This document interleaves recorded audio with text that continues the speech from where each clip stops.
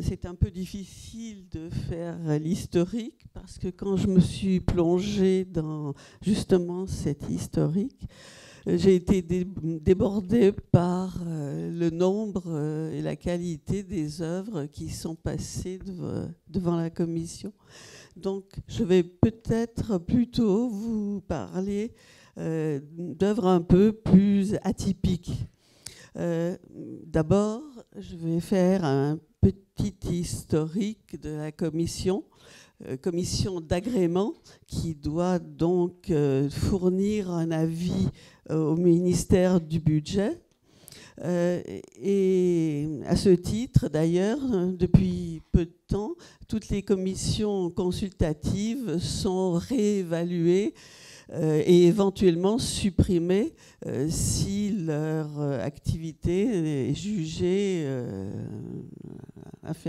insuffisante. C'est ce qui est arrivé à la commission chargée d'évaluer les biens destinés au littoral, alors que pour évaluer les objets d'art, notre commission a été maintenue et prolongée pour 5 ans. Donc, dans 5 ans, on verra ce qui va se passer.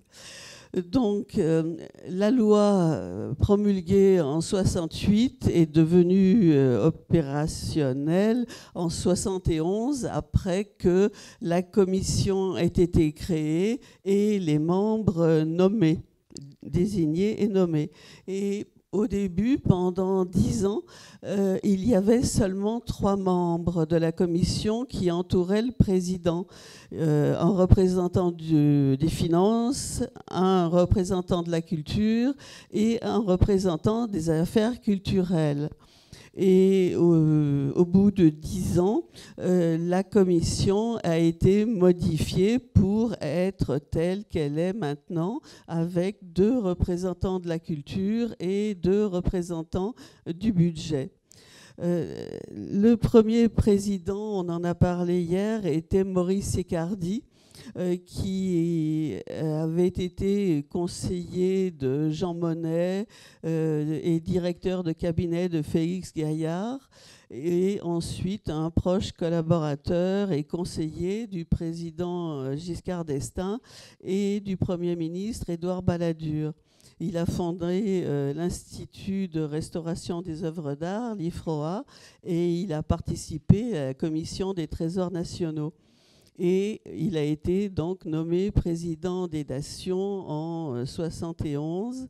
Il a mis en œuvre cette procédure et il a fait aboutir énormément de dossiers portant sur des œuvres classiques, des œuvres du XVIIIe siècle, parce qu'il a su convaincre son entourage, ses relations du bien fondé de la nation, et les a aussi rassurés sur le fait que la nation n'était pas l'occasion pour Bercy d'aller enquêter précisément sur la fortune des personnes qui faisaient une nation.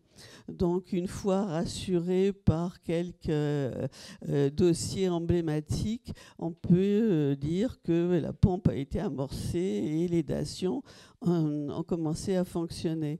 Donc, c'est lui qui a été... on m'a dit... non, c'est pas, ah oui, c'est par là. Donc, la fameuse table dont on a déjà parlé.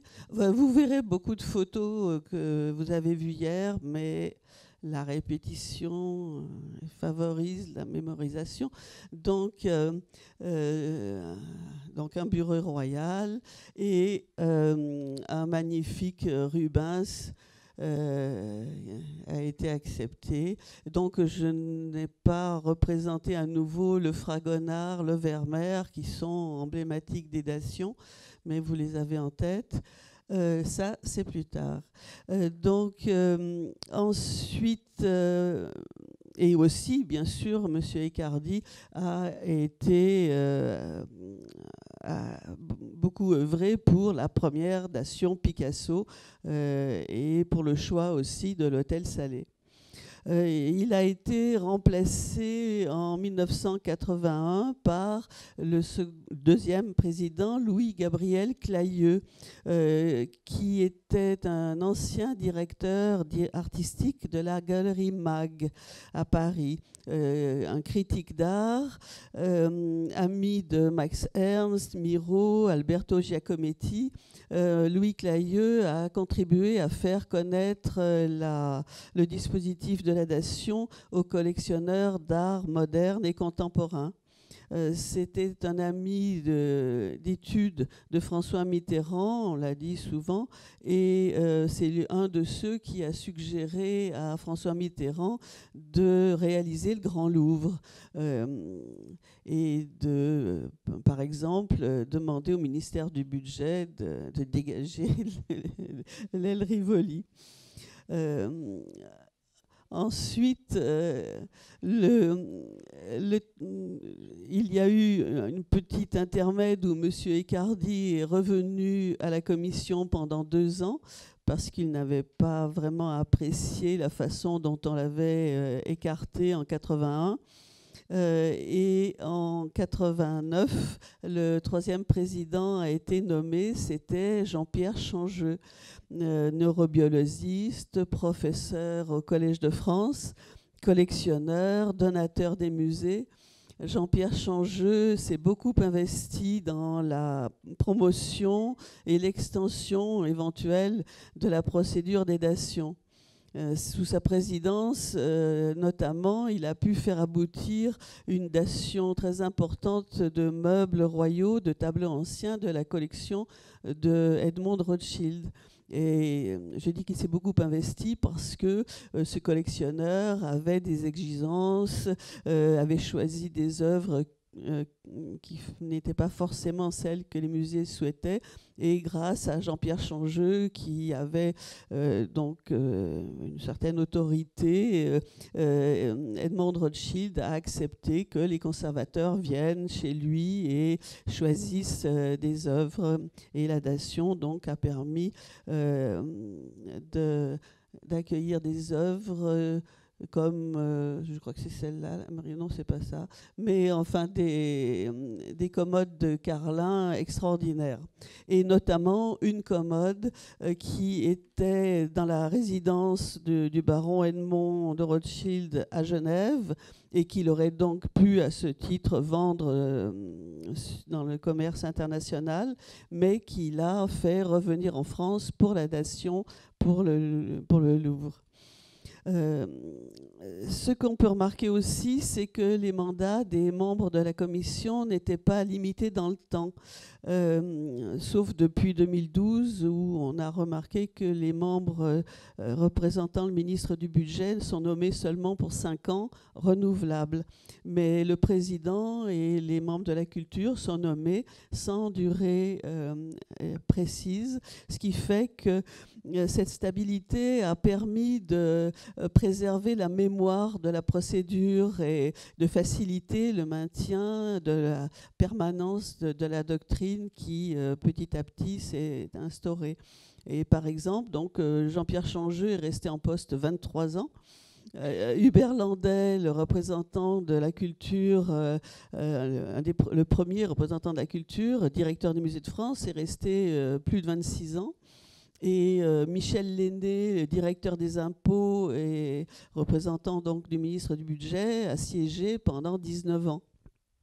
Et moi-même, je suis restée longtemps. Mais je l'ai battu. Donc, la dation, qui est donc un dossier fiscal, reçoit donc sa vie, son existence de la DGFiP. Et à ce moment, donc, la première responsabilité de la commission, c'est d'évaluer le bien qui lui est proposé. Et les conservateurs, évidemment, sont consultés au premier chef. La Cour des comptes s'est penchée sur l'activité de la commission en 82. On en a parlé hier. Elle avait remarqué que, par exemple, il manquait l'attestation de dépôt de l'œuvre. Et donc l'inquiétude était que l'État efface une dette fiscale et n'ait rien en échange. Donc ça a été formalisé.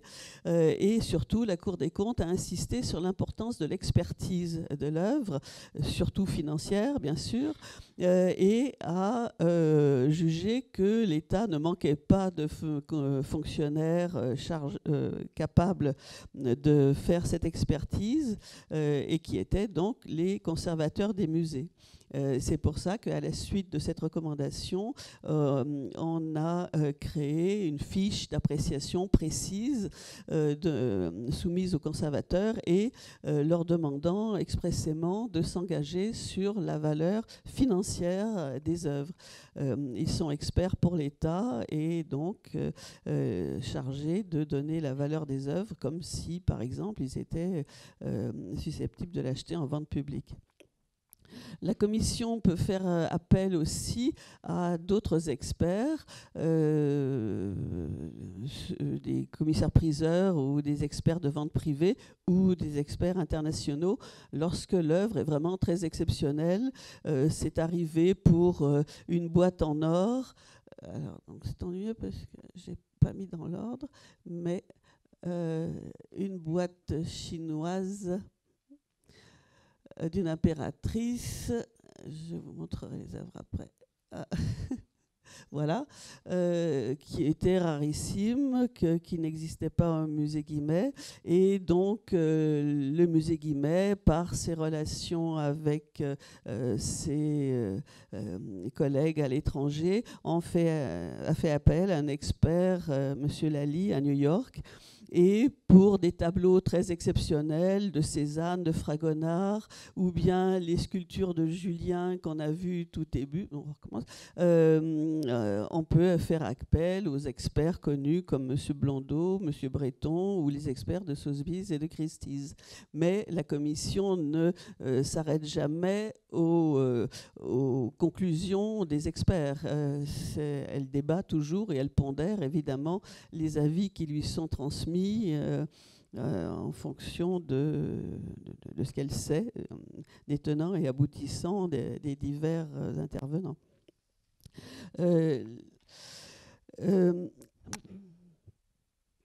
Donc la commission doit évaluer tout ce qui lui est proposé, même, comme disait M. Fada, les œuvres qui apparemment sont des croûtes qu'on devrait refuser rapidement, ce qui fait que parfois des œuvres sans importance nous donnent plus de soucis que des œuvres évidentes. En majorité, donc, les œuvres proposées appartiennent à des catégories classiques, tableaux, art graphique, meubles, objets d'art, manuscrits, mais il arrive que la commission se retrouve devant des objets atypiques. Donc c'est eux dont je vais vous parler. La commission a vu donc arriver un jour des ordinateurs. Enfin, on ne les a pas vus d'ailleurs, on nous a donné des photos, des ordinateurs bulles qui étaient conservés dans des garde-meubles par, ça c'est le deuxième, donc on ne les a pas amenés à la salle du conseil. Celui-là, il pèse 1 tonne, je crois, et l'autre 700 kilos. Et ensuite, il y a eu aussi une dation d'hélicoptères, voilà. Donc la question était, est-ce que ces objets sont patrimoniaux ? Et là, j'ai mis le détail. Cet hélicoptère est américain, mais il a été acheté, bien sûr, par l'armée française. Et son intérêt historique venait du fait qu'il a été piloté par donc Madame Valérie André, neurochirurgienne, première femme pilote d'hélicoptère, première femme à effectuer des évacuations sanitaires, première française ayant accédé au rôle de général. Donc, devant toutes ces premières, la commission a décidé qu'on allait accepter cet hélicoptère. Alors la question aussi était de savoir pourquoi cet objet mis au rebut par les domaines était brusquement devenu un objet patrimonial. Eh bien parce que justement les musées n'avaient pas eu l'idée de sauvegarder ces objets à l'époque, alors que des collectionneurs ont vu l'intérêt et ont su acheter les ordinateurs, les hélicoptères, les garder, les entretenir, les sauvegarder. Et une fois ces collectionneurs disparus, leurs héritiers n'ayant pas le même intérêt pour le patrimoine scientifique, ont trouvé cette solution de la nation pour pérenniser finalement l'effort de leurs parents, sauvegarder leur œuvre et payer leurs droits de succession. Pardon. L'autre... je vais y arriver. L'autre objet, c'est le dernier, important, c'est cette voiture électrique d'un créateur, Paul Arzance, qui a dessiné des locomotives pour la SNCF et a créé en 1942, puisqu'on était en pleine occupation allemande, ce véhicule électrique qui permettait de rouler 100 km à 70 km/h. Et ça, c'est sa succession. C'est lorsqu'il a disparu que sa famille a proposé les prototypes qui restaient chez lui. Et cette voiture a été exposée en 2014 à Atlanta, en Géorgie, pour une exposition d'innovative design. Et c'était un des 4 objets phares de l'exposition. Donc, lorsqu'on parlait de l'idée au début de la nation qui sauvegarde le patrimoine et qui doit être exposé, la plupart du temps, on remarque que les objets acquis par nation sont effectivement vivants, exposés, demandés. L'exposition Miro, j'ai retrouvé 3 nations. Là, cette voiture est partie en Amérique. Les ordinateurs Bull sont souvent exposés et on peut dire que le contrat est rempli. Par ailleurs, il y a eu donc des arrivages de dossiers qui ont été refusés d'une façon tout à fait inattendue. Par exemple, le plus important, c'était un albâtre de Nottingham qui était très intéressant sur le papier. Et lorsque le conservateur a fait son enquête, elle s'est rapprochée de ceux qu'elle connaissait dans les collections françaises en France et elle a vu que c'était effectivement un albâtre qui provenait d'une église à Bordeaux où il avait été donc volé dans une chapelle mal éclairée, remplacé par des petites copies en plâtre, et comme la chapelle était en général fermée et mal éclairée, personne s'en était aperçu. Et c'est par l'analyse de la nation qu'on s'est aperçu que tout un retable avait été donc volé, dispersé, se retrouvé en Amérique, en Allemagne ou chez un collectionneur français. Et donc, l'enquête a été déclenchée pour retrouver toutes ces pièces du retable. Une deuxième offre d'un tableau de Jacques de l'Étain s'est révélé être un fragment d'une toile d'une église, et on ne sait pas comment cette toile de l'église de Bonne-Nouvelle a été coupée et s'est retrouvée proposée en dation. Donc l'œuvre a été revendiquée, rendue à la ville et la composition originelle restaurée. Et le dernier problème soulevé, c'était un dessin de Gabriel pour la façade des bâtiments de la Concorde et qui a été extrait à une date indéterminée des archives publiques. Donc le service des archives de France a revendiqué le dessin pour qu'il soit remis aux archives nationales. Pour les surprises positives, on a la danse de Pierre Matisse, lors de la succession de Pierre Matisse, qui a fait l'objet d'une dation, on a retrouvé dans un garde-meuble un rouleau qui s'est avéré être une première pensée de la danse que Matisse avait oubliée. Donc, ça a été remis dans la succession, donc l'héritier avait davantage de droits à payer et la dation a été la solution. Donc la commission s'est déplacée pour voir cette toile de 13 mètres et la ville de Paris a acheté un panneau, 2 panneaux, pardon, et le plus abouti, celui de gauche, a été remis en dation.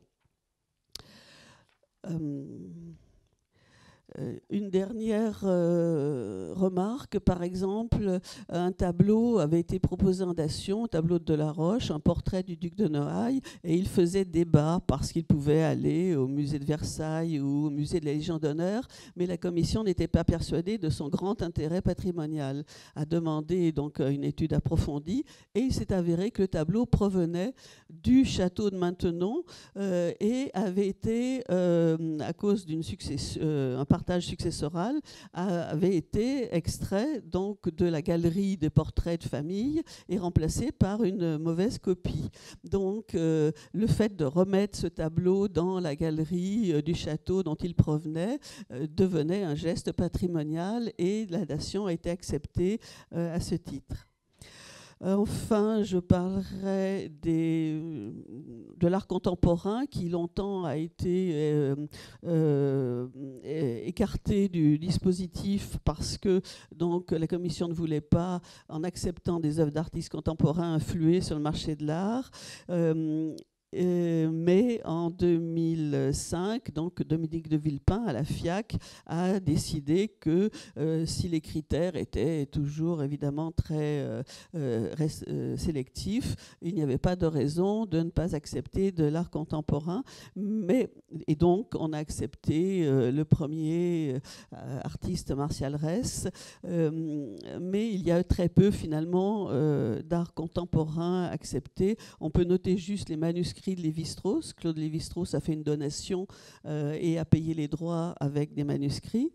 Ensuite, il y a eu donc une sculpture de cristaux qui a été acceptée en dation.